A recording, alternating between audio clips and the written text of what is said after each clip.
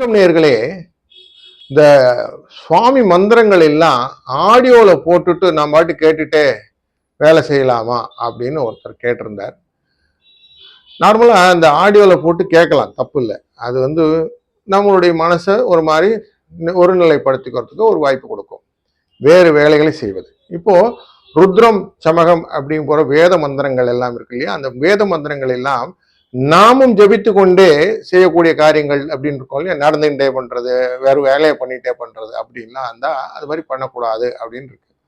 அதெல்லாம் நியமமா உட்கார்ந்து ஸ்பஷ்டமா சொல்ல வேண்டிய விஷயங்கள்.